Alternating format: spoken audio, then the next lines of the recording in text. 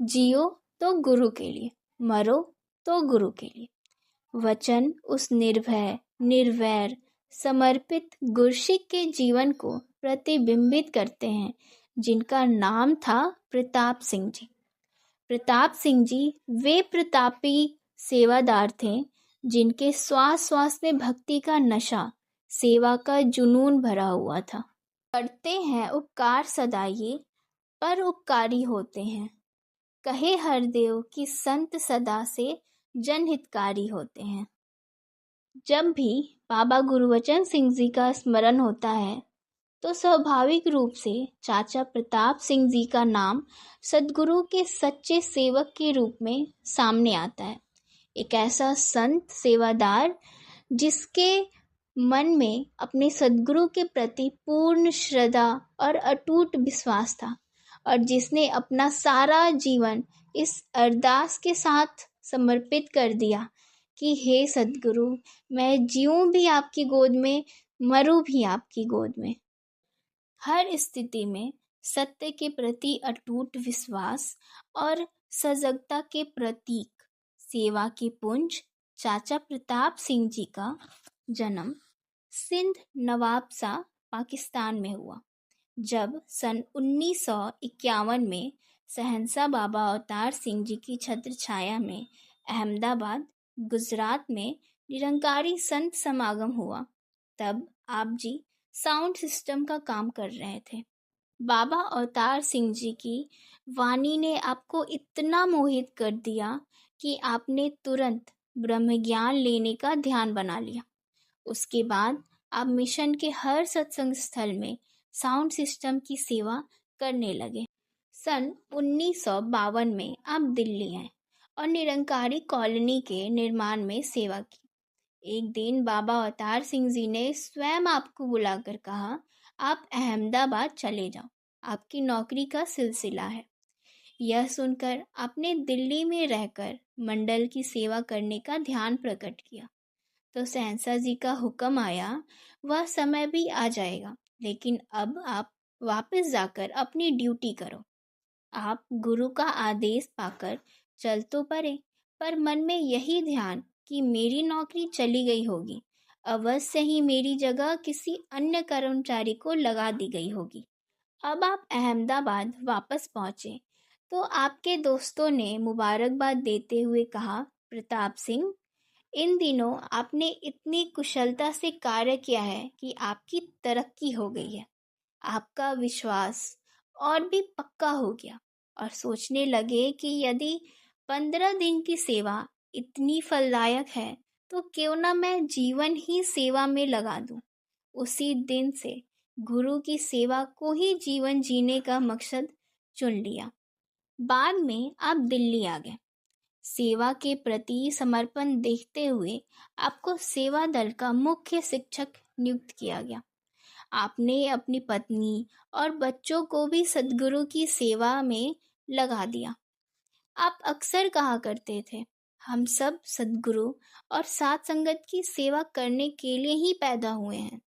हमने सेवा से अपने कदम कभी पीछे नहीं हटाने हैं। ऐसे भाव थे आपके।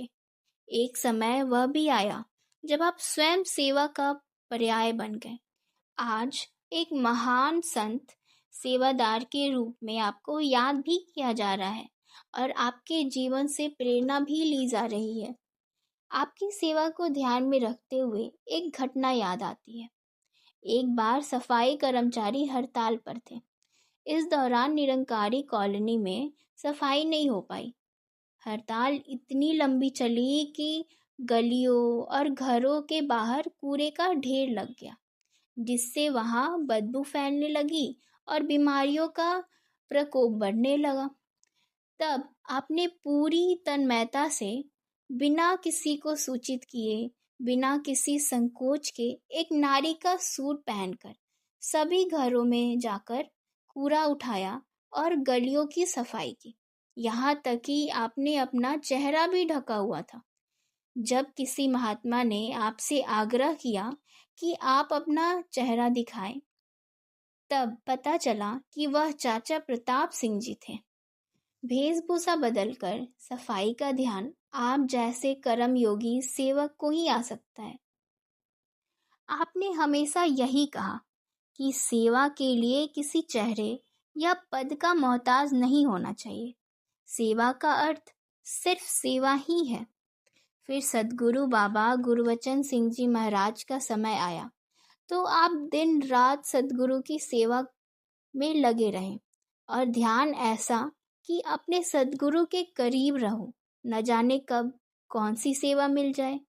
आपने रात के समय सद्गुरु के कमरे के बाहर ही अपना बिस्तर लगा लेना।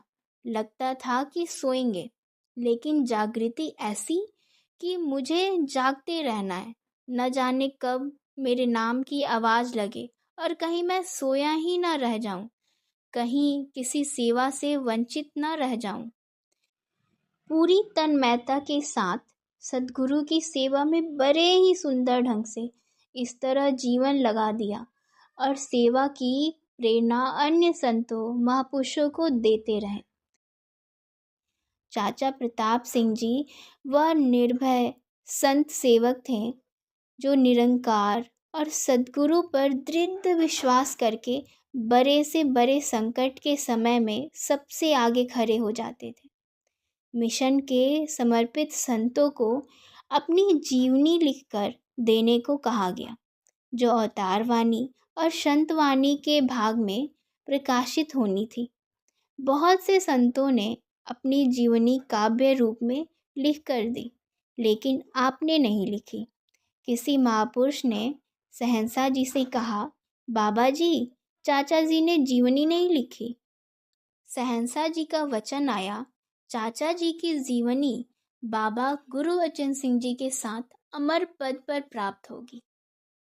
24 अप्रैल 1980 को वह समय भी आया जब आपने अपने प्राणों को भी सद्गुरु के आगे न्यौछावर कर दिया।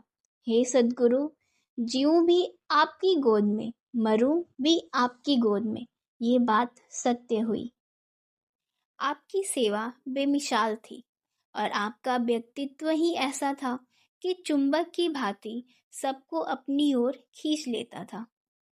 सेवा कभी भी वाहवाही की मोहताज नहीं होती।